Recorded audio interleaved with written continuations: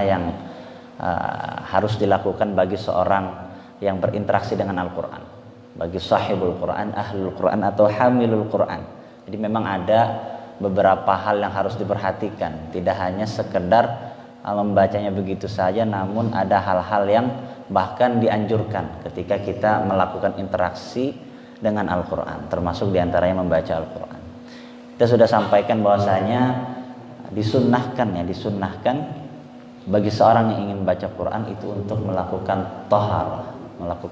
Jadi memang secara mutlak membaca Al-Quran itu memang disunnahkan untuk bertaharah, bukan diwajibkan. Kalau hanya sekedar baca Quran, tidak melihat ke mushaf, tidak memegang ke mushaf Al-Quran. Jadi kalau sekedar baca Quran, misal sudah hafal surat di juz 30 kita baca, itu memang tidak diharuskan untuk membaca, tidak diharuskan untuk bertaharah, namun memang disunnahkan sekali untuk melakukan taharah. Kita juga sudah sebutkan beberapa khilaf dalam masalah ini, diantaranya dalam memegang mushaf ya. Ketika membaca Al-Quran apakah harus melakukan taharah atau tidak, dan memang sebagian mengatakan harus menggunakan taharah, sebagian lagi tidak mewajibkan untuk melakukan taharah. Di antara adab lain yang harus dilakukan adalah melakukan siwak ya, atau membersihkan mulut, karena memang dalam interaksi kita, wabil khusus membaca Al-Quran, kita berinteraksi langsung dengan Allah. Kita baca firman-Nya Allah, jadi seakan-akan kita berkomunikasi dengan Allah. Nah, alangkah baiknya ketika kita melakukan interaksi dengan Allah, kita membersihkan mulut kita sehingga bau yang keluar pun juga tidak bau yang tidak enak gitu ya. Bahkan ketika kita ingin berjumpa dengan orang yang sangat kita hormati, kita pasti selalu menjaga yang namanya bau mulut ya, apalagi ketika kita membaca firman-Nya Allah Subhanahu wa taala. Kemudian juga di dalam adab membaca Al-Quran adalah membacanya dengan tartil. Nah, ini kita sudah sampaikan juga. Namun di sini tartil ini maknanya berbeda dengan tajwid. Kalau tajwid memang asal katanya dari jawwada yujawwidu, membaguskan atau mengindahkan. Jawwada yujawwidu. Makanya ada jayyid ya, bagus, jayyid jiddan, bagus sekali. Nah, tajwid ini artinya membaguskan. Tapi kalau tartil ini beda, asal kata dari rattala yurattilu, membaca dengan perlahan, membacanya dengan perlahan. Kalau tajwid hukumnya kita sudah bahas ya, wal akhdhu bit tajwidi hatmun lazim man lam yusahhil qur'ana atim. Hukumnya wajib. Jadi orang yang baca Quran itu wajib dengan tajwid, enggak boleh sembarangan, enggak boleh asal-asalan, matnya, gunnahnya, kemudian juga hurufnya, bacanya. Karena memang definisi tajwid ini adalah i'ta'ul huruf haqqahu wa mustahaqqahu. Jadi memberikan setiap huruf Al-Quran yang kita baca itu hak-haknya. Jadi harus sesuai. Kalau baca huruf ain ya harus dari makhrajnya di tengah tenggorokan a gitu ya. Bukan baca hamzah dulu baru ain a. Nah, jadi kebanyakan kesalahan dalam baca huruf ain itu adalah baca huruf ainnya itu setelah hamzah a. Nah, mungkin sudah dipelajari dengan Ustaz Safil gitu ketika mempelajari makhraj. Kemudian haqqahu wa mustahaqqahu. Jadi memberikan hurufnya itu haknya, makhrajnya harus sesuai dengan tempat keluarnya. Dan juga wa mustahaqqahu, dan sifat-sifatnya itu diberikan. Jadi kalau huruf yang misal dia punya sifatnya sifat hamas, harus dikasih hamasnya. Ada huruf ta, ada huruf ka, ada banyak huruf sin dan seterusnya. Ketika kita baca mati maka harus dikasih hamas. Tapi sedikit aja, enggak harus banyak. Nah, itu diantara sifat-sifat huruf di dalam Al-Quran. Jadi ketika kita membaca dengan tajwid adalah memberikan setiap huruf keluar dari makhrajnya, dari tempat keluar hurufnya, dan juga memberikan sifat-sifat hurufnya.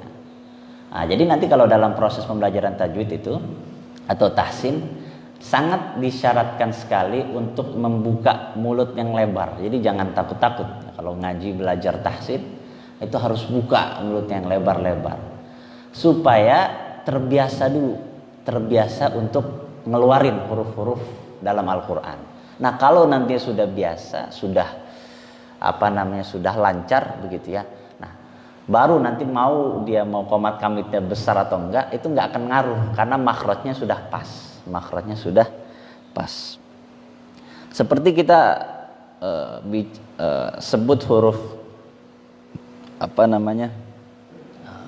ko.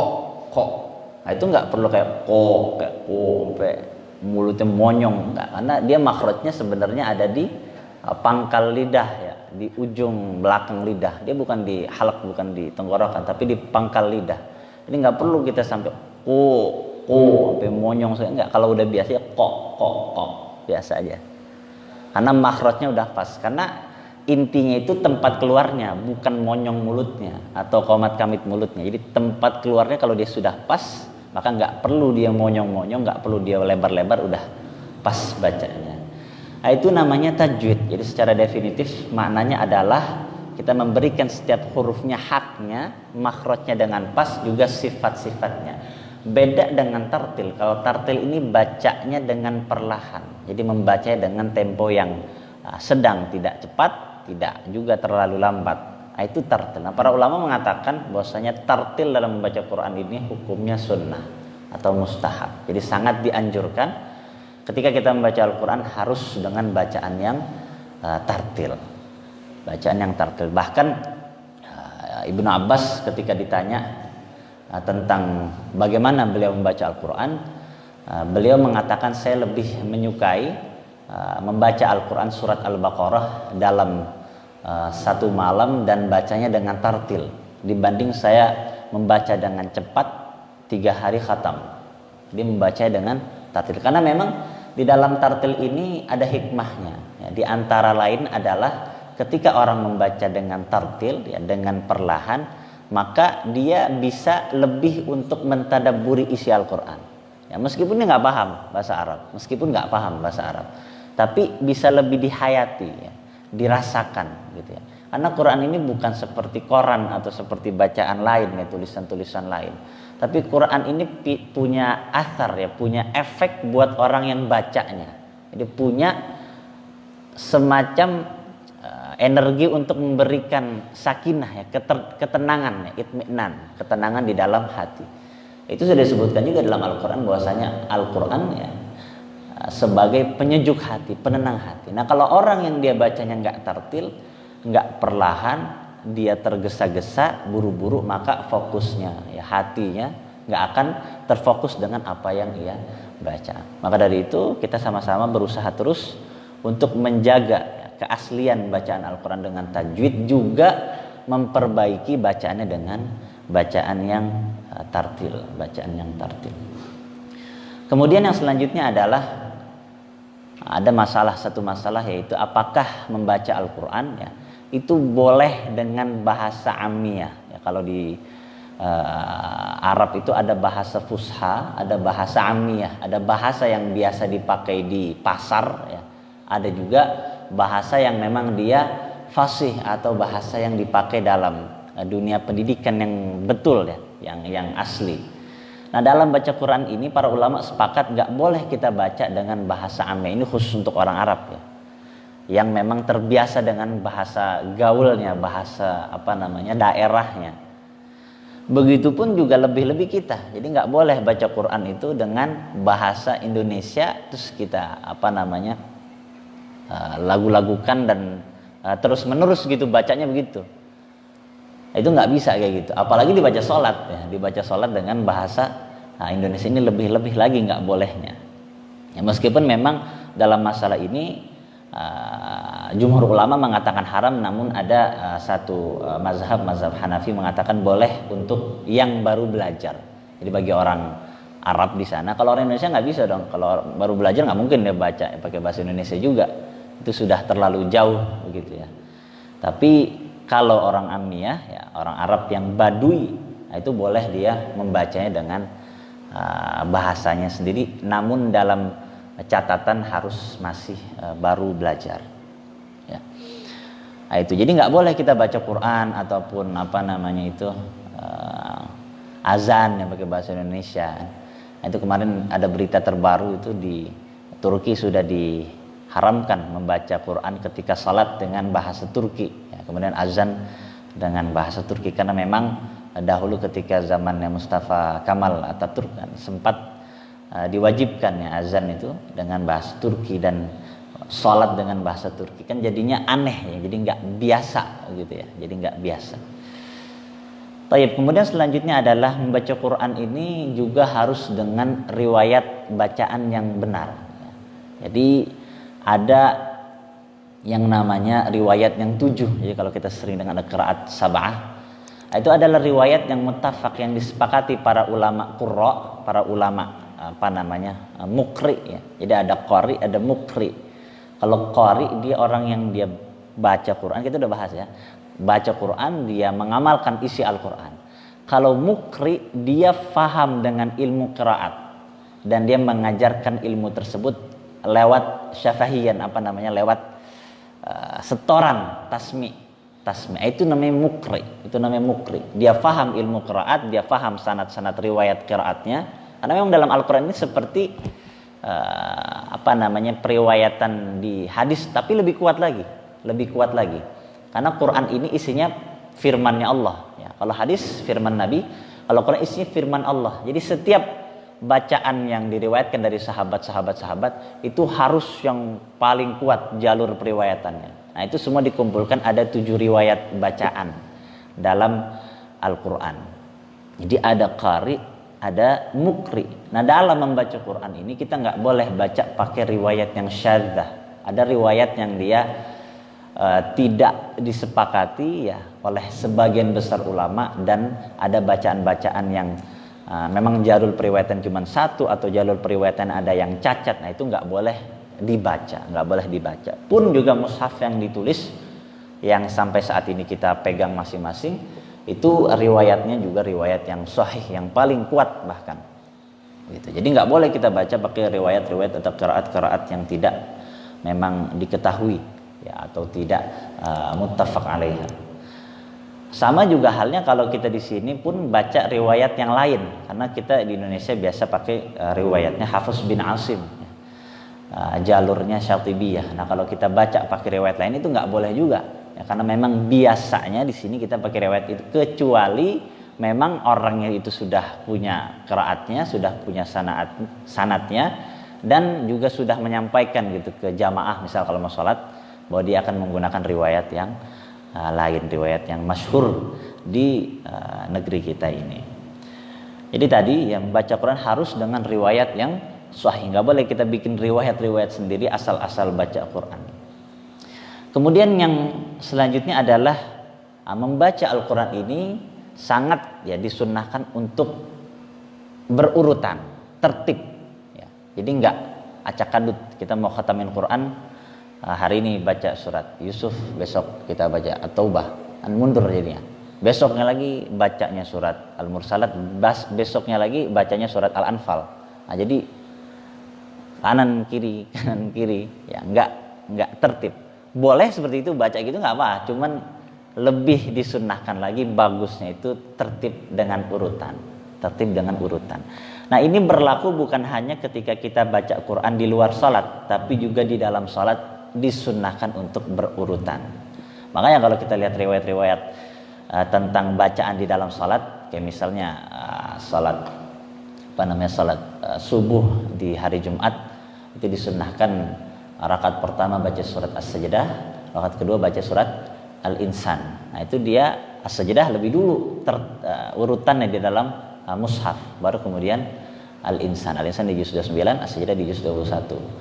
Sama kalau kita salat sunnah qabliyah fajar ya, salat sunnah fajar, salat sunnah 2 rakaat sebelum subuh, itu juga rakaat pertama baca Al-Kafirun, rakaat kedua baca surat Al-Ikhlas. Itu urutan, dia berurutan kan.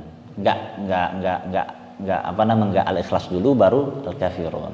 Sama kalau kita baca di dalam salat witir, rakaat pertama baca Sabbihis, rakaat kedua baca Al-Kafirun, rakaat ketiga baca Al-Ikhlas dan Al-Mu'awwidzatain, Al-Falaq, An-Nas. Nah, itu di dalam riwayat seperti itu.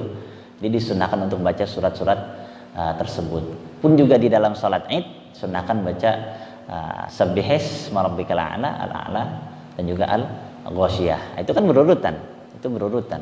Nah, inilah maka riwayat-riwayat ini yang menguatkan bahwa bacaan Al-Qur'an ini harus dalam bacaan yang tertib atau berurutan. Apalagi memang mushaf ini kan memang diurutkan. Jadi ada urutannya. Nah, nggak mungkin ya dalam proses ya, penulisannya, peletakan ayat-ayat di dalam mushaf ini urutannya itu tidak ada sama sekali faidahnya, tidak ada sama sekali hikmahnya. Nah, untuk mengamalkannya sunnah ya, hikmah daripada tartibul Quran, tartibus suwar fil Quran, urutan surat-surat dalam Al-Quran adalah dengan membacanya secara berurutan. Meskipun demikian kita boleh juga baca mundur surat An-Nas rakaat pertama, Al-Falaq rakaat kedua, itu nggak ada masalah. Tapi lebih baik bacanya berurutan. Yang nggak boleh itu bacanya surat An-Nas dari ayat terakhir ke ayat pertama. Nah, itu nggak boleh. Susah juga. Al-Fatihah juga susah juga. Nah, itu baru nggak boleh itu. Nah, itu menyalahi aturan sekali itu. Apa ayat terakhir? Surat An-Nas. Minal jinnah, aja mikir dulu. Minal jinnati wan nas mundur ke. Itu susah ya, susah sekali. Nah, itu nggak boleh ya. Jadi kalau ada orang baca mundur tuh ngaco, dan tapi keren dia bisa baca mundur seperti itu. Cuma kan buat apa kan, karena itu nggak seperti itu baca Quran dalam sholat. Dia harus tertib sesuai dengan urutan yang ada di dalam surat. Kemudian yang selanjutnya adalah disunnahkan juga kita untuk membacanya dari mushaf. Ya. Dia meskipun sudah hafal Quran, ya sudah hafal misalnya juz 30 gitu, tapi tetap disunnahkan membacanya dengan mushaf. Karena para sahabat dalam riwayat ketika ditanya bagaimana mereka berinteraksi ya dengan Al-Quran, baca Quran, itu mereka lebih suka melihat mushaf. Ini tentunya setelah ini ya penulisan mushaf, setelah adanya penulisan mushaf di zaman Abu Bakar dan Utsman bin Affan. Jadi lebih diutamakan ya, dianjurkan untuk membacanya lewat mushaf langsung. Ya nggak hanya dengan hafalan sendiri. Boleh juga baca dengan hafalan sendiri kalau memang sudah hafal, tapi alangkah baiknya sambil ngelihat mushaf. Karena ditakutkan nanti misal ada yang kepleset ya bacaannya, ada harakatnya, ada kalimatnya yang lompat ya, atau ada matnya yang dia nggak sadar kalau itu sebenarnya mat jaiz ya, atau mat wajib. Nah, itu akan lebih terbantu dengan adanya mushaf. Juga menambahkan fokus ya dalam mentadaburi Quran itu ketika melihat mushaf akan lebih nikmat, akan lebih enak gitu ya. Ketika ada lafaznya di depan kita. Jadi yang didapat itu pahalanya dua, pahala baca Quran sama pahala melihat mushaf ya, ketika baca Al-Quran. Beda halnya kalau dengan orang yang dia memang sedang proses ngafal Quran dan mau setoran hafalan. Nah, itu jangan lihat mushaf. Kalau lihat mushaf nggak hafal dia nggak tahu dia udah hafal apa belum. Apalagi pas setoran nanti sama musyrifnya, sama ustadznya, dia lihat mushaf, yang ngapain, nggak ada faidahnya kalau itu ustadznya. Jadi jangan lihat mushaf kalau dalam kondisi seperti itu, karena memang ingin distorkan hafalannya. Tapi kalau memang dalam bacaan tilawah biasa, lebih baik kita menggunakan mushaf. Kemudian yang selanjutnya adalah membacanya secara berjamaah. Nah, ini Imam Nawawi dalam At-Tibyan beliau sampaikan bahwasanya membaca Al-Quran dengan berjamaah atau bersama-sama ini disunnahkan ya. Ini menurut pendapat beliau begitu ya. Namun ada juga sebagiannya pendapat yang kedua, enggak membolehkan baca Al-Quran dengan berjamaah. Nah, hadis-hadis yang menguatkan qaul Imam Nawawi ini, termasuk juga mazhab Syafi'i ini, adalah hadis-hadis yang mengatakan bahwasanya majelis ya, ilmu ya, apa namanya itu, majtama'a qaumun fi baitin min buyutillah, gimana hadisnya Pak? Jadi kalau ada majelis ilmu di dalam sebuah tempat begitu ya, maka akan datang malaikat, turun rahmat, hafatumul malaika wa ghasyitumur rahmah, dan mereka malaikatnya akan mendoakan orang-orang yang ada di dalam majelis tersebut. Nah, ini sebutkan majelis tersebut yatluna kitab Allah, membaca kitab Allah, membaca Al-Quran. Nah, inilah yang menguatkan qaul di mana membaca Al-Quran secara berjamaah ini dianjurkan. Meskipun memang ada ayat juga dalam Al-Quran menyebutkan wa idza qara'al Qur'an fastami'u lahu ansitu la'allakum turhamun. Kalau ada bacaan Quran maka kita harus mendengar, begitu ya. Jadi kalau ada satu baca Quran kita dengerin, bukannya malah baca juga gitu, tapi dengerin. Nah, ini yang menguatkan pendapat yang kedua tadi. Tapi keduanya sebenarnya bisa kita lakukan. Artinya mau membaca secara berjamaah, ini menurut mazhab Syafi'i dibolehkan, gitu, bahkan disunnahkan. Namun kalaupun bacanya sendiri-sendiri pun juga tidak ada masalah.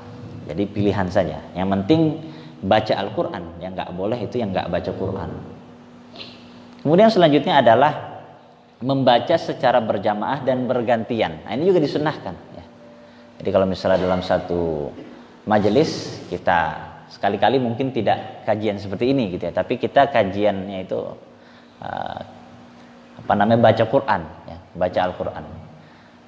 Jadi bahasanya itu kalau tasmi itu taujih rabbani, ya. Kalau tasmi Quran, baca Quran itu bahasa lain. Kalau misalnya lagi acara itu taujih rabbani. Kalau taujih kan artinya arahan, kan, tausiyah. Taujih itu ada wajah mengarahkan. Jadi arahannya, itu wasiat dan seterusnya. Tapi kalau makna bahasa dari tilawah, misal lagi acara tasmi'ul Quran dari Ustadz Fulan gitu. Itu bisa diganti bahasa jadi taujih rabbani, itu biasa kayak gitu tuh kalau di acara-acara. Jadi taujih rabbani, arahan dari ketuhanan dari Allah Subhanahu wa taala, itu Al-Qur'an. Nah, itu bisa sekali-kali kita majelis isinya baca Quran bergantian. Jadi satu baca satu surat, setelahnya nanti baca satu surat, nah, yang lain dengarin. Nah, itu disunnahkan juga. Kemudian yang selanjutnya adalah tahsin saut. Jadi memperindah bacaan, ya, dengan nagom-nagom, dengan irama-irama yang bagus. Nah, ini sangat disunnahkan. Jadi kalau tadi ada tajwid, ya, baca Quran dengan memberikan hak setiap hurufnya, makhrajnya harus pas, ya, sifatnya harus pas. Kemudian ada tartil yang bacanya itu dengan perlahan supaya kita bisa mentadabburinya.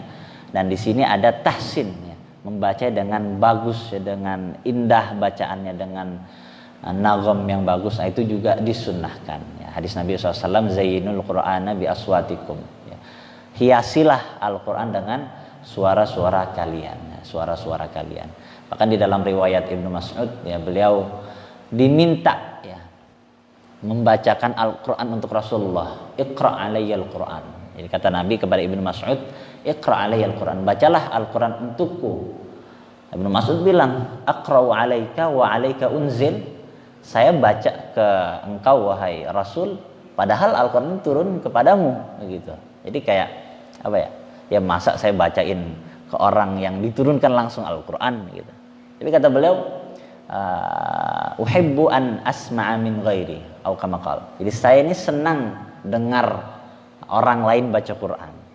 Saya senang mendengar orang lain baca Al-Quran. Akhirnya Ibnu Mas'ud membaca Al-Quran dari surat An-Nisa, awal surat An-Nisa, sampai kemudian ayat fakaifa idza ji'na min kulli ummatin bisyahidin wa ji'na bika 'ala haula'i syahida, halaman keempat juz 5. Nah, sampai ayat situ beliau minta berhenti. Jadi minta Ibnu Mas'ud berhenti, dan kemudian beliau mulai meneteskan air matanya. Karena memang di dalam ayat itu isinya adalah tentang Nabi Muhammad SAW sebagai syahid, sebagai syafaat bagi umatnya, sebagai saksi bagi umatnya di hari kiamat.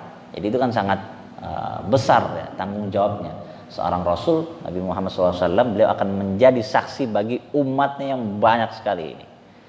Nah, beliau ketika mendengar ayat itu beliau meneteskan air mata dan merenung, begitu. Jadi di sini ada faidah mendengarkan bacaan Al-Quran kepada orang lain. Nah, itu termasuk hal yang disukai Nabi, gitu, disukai Nabi. Kemudian juga membacanya dengan perlahan sehingga bisa ditadabburi. Ya, ini kan tadabbur ayat. Jadi Nabi ketika mendengar itu sekaligus juga mentadabburi. Ya, kalau kita memang belum bisa mentadabburi sambil baca Quran sendiri, nah, coba minta orang lain membacakan ayat-ayat Al-Quran untuk kita tadabburi. Sekaligus juga mendengarkan bacaan yang memang bagus, ya, bacaan sautnya, suaranya itu indah didengar, bukan untuk menikmati keindahan suaranya ya. Ini ini yang salah. Tapi untuk mentadabburi isinya. Nah, kalau dengan bacaan yang bagus, yang enak, itu kita akan lebih enak dengarnya dan lebih mudah untuk tadabbur. Itu intinya. Inti daripada memperindah bacaan Quran, bukan untuk malah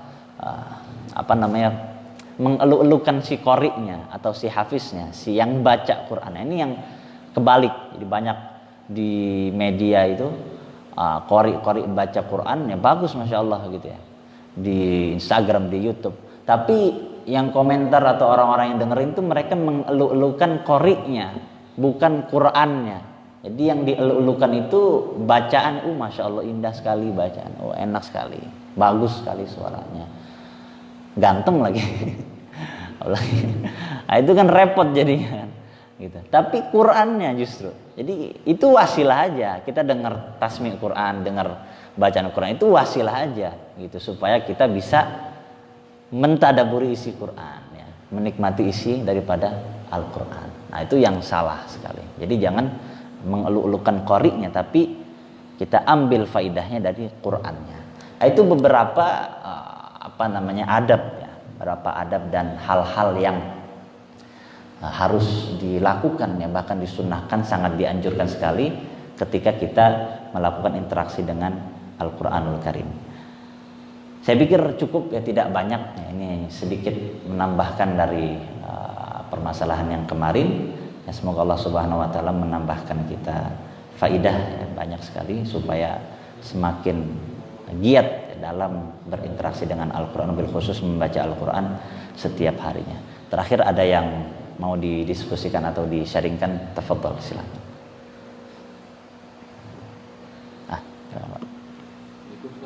Assalamualaikum warahmatullahi wabarakatuh. Pernah kejadian pakai ragamnya ragam bahasa Jawa lengkap alim. Itu gimana? Iya. Baik. Jazakallah khairan untuk pertanyaannya. Ya, ini sempat viral juga ya dulu ya. Jadi membaca Quran dengan langgam Jawa. Ya Allah taala alam bisawab, dalam masalah ini sebenarnya memang nagom itu atau langgam itu tidak tidak dikhususkan ya, tidak khusus. Artinya saya pun juga baca, kalau imam pun nggak terkhusus nagom apa gitu, tapi itu memang irama sendiri. Namun yang ditakutkan ketika kita sembarangan juga ya baca dengan nagom yang lain-lain, itu kenanya di tajwidnya. Jadi tajwidnya nanti malah jadi berantakan atau makhrajnya jadi keluarnya sembarangan. Itu yang kita hindari. Yang kita hindari itu bagian itunya. Bagian jangan sampai kita melewati batas hukum-hukum tajwidnya. Nah, gitu. Saya nggak tahu juga cara baca nagom yang tadi Bapak bilang tuh bagaimana gitu ya. Dan pernah dengar juga, dan memang ada beberapa koreksiannya begitu ya, dalam hal tajwid, bukan nadanya, tajwidnya. Nah, meskipun ini ya para ulama juga, para asatidz guru-guru kita juga mengatakan nggak boleh ya membaca dengan nagom itu. Itu alasannya tadi takut mengarah kepada tajwid. Tapi sebagian lain mengatakan nggak ada masalah, karena memang itu cuman irama aja. Ya selama dia bacanya benar ya nggak ada masalah. Gitu. Tapi pada kenyataannya memang pas pelaksanaannya nggak 100% dan nggak mengikuti tajwid yang sesuai. Gitu. Ada nada. Dulu itu ada ustadz saya itu nadanya nada Sunda malah, kalau ini jangan. Ada nada Sunda. Itu nadanya nggak pure Sunda banget kayak orang apa sih kalau Sunda tuh apa? Iya, kok sinden Jawa apa? Ya itulah ya, gaya-gaya Sunda gitu ya. Tapi ada sedikit aja kayak tarikan-tarikan bahasa daerahnya itu. Tapi tetap balik lagi ke nada yang dasar Quran ya. Jadi nggak banyak ke arah sana. Nah, seperti itu. Nah, kalau yang kemarin itu kan dia kayak nyinden kan. Jadi kayak nyinden, jadi kayak berusaha mengindonesiakan Quran ya. Bukan mengqurankan Indonesia, tapi mengindonesiakan Quran. Jadi Quran yang ngikutin dia cara baca gimana. Wallahu ta'ala misal kalau masalah itu lebih baik kita bacanya normal aja ya, normal aja, nggak usah aneh-aneh. Kalau Bapak mau dengar, ada qori di Afrika itu, dia ngajinya itu kayak begitu, kayak langgam Jawa, tapi apa namanya itu biasa di daerahnya begitu, dan bacanya pun juga tajwidnya bener ya, mat-matnya pas. Nanti kapan-kapan saya kasih lihat ya. Ada orang Afrika ngajinya tapi base-nya itu kayak langgam Jawa itu, base-nya ngaji, model suaranya itu keluarnya nada panjang pendeknya itu kayak langgam Jawa, cuman beda sama yang di Indonesia gitu, gaya bacanya apa namanya secara umum ya, tapi dasarnya tarikan-tarikan panjang itu, kalau goyangan itu mirip, goyangan iramanya itu mirip, ada juga seperti itu. Oh ta'ala besar. Ya, lebih baik bacanya normal aja ya. Kalau misalnya apalagi kita baca normal aja masih belepotan baca langgam Jawa gitu. Ya. Jadi yang harus ikut ada riwayat itu yang kiroah gitu ya. Kalau nasab atau irama boleh-boleh aja selama tajwid dan tahqiqnya benar gitu ya. Nah kalau misalnya kayak kita nih kan sering dengar yang kori-kori Arab katakanlah apa sudah gitu kan ya, kita ikutin irama gaya dia itu berarti nggak masalah gitu ya, tanpa harus apa sih bersanad ke dia kan, nggak perlu gitu ya.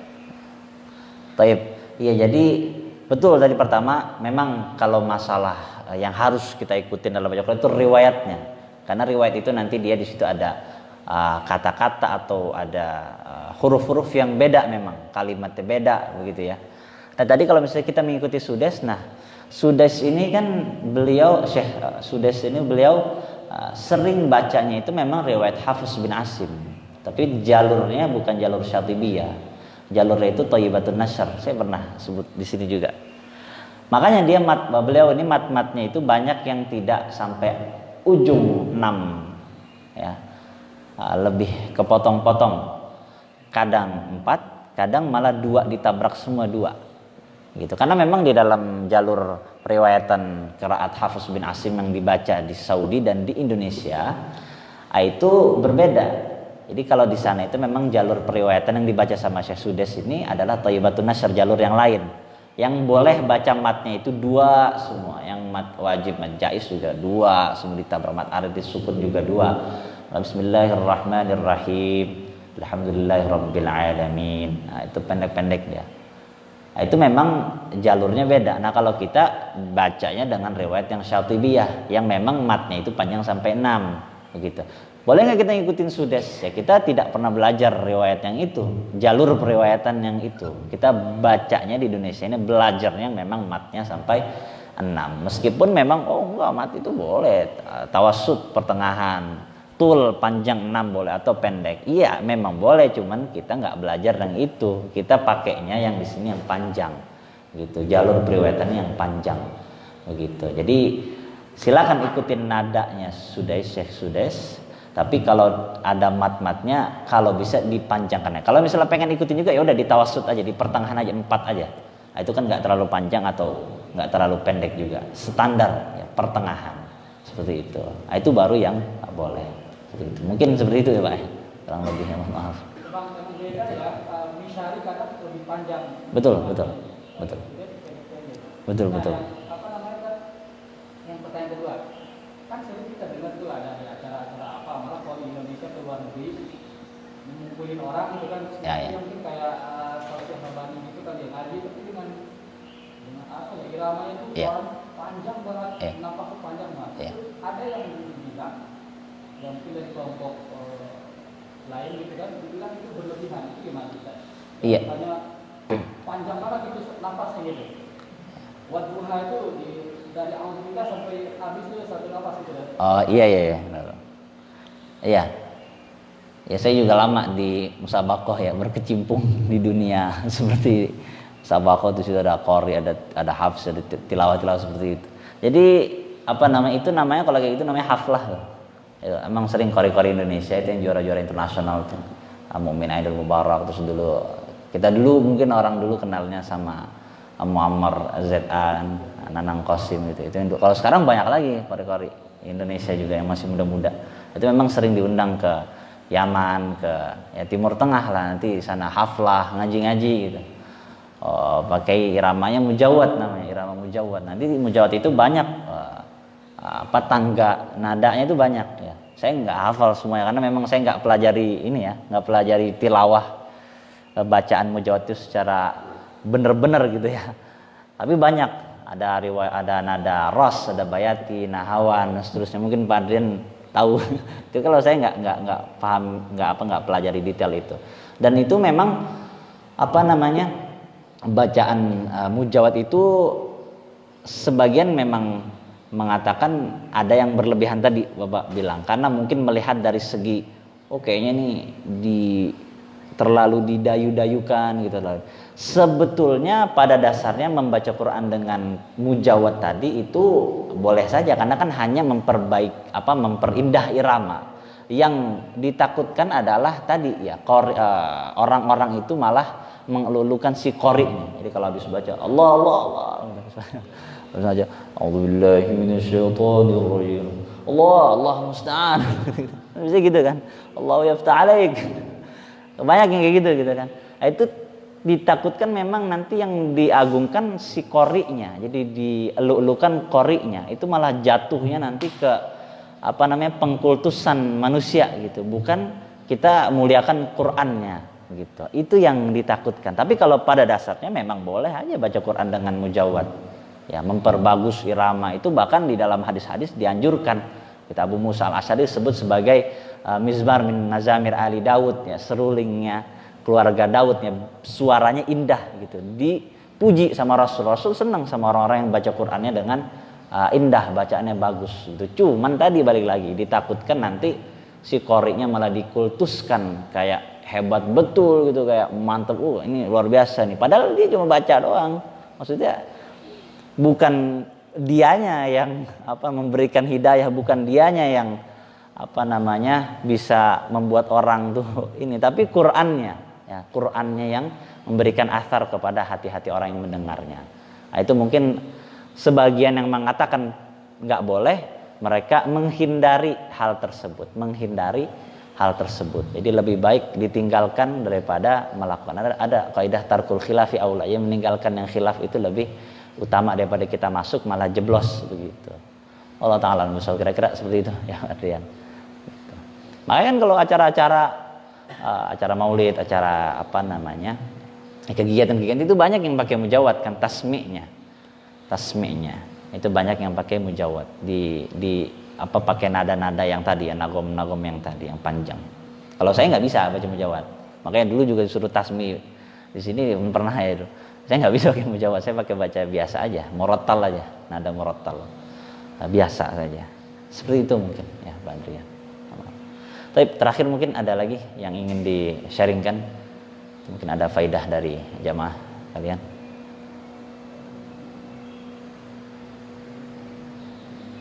Taib, kalau sekiranya tidak ada, ya kita cukupkan ya majelis kita pada hari ini ya. In uridu islaha mastata'tu wa ma taufiqi illa billah, subhanakallahumma wa bihamdika asyhadu an la ilaha illa anta astaghfiruka wa atubu ilaik. Assalamualaikum warahmatullahi wabarakatuh.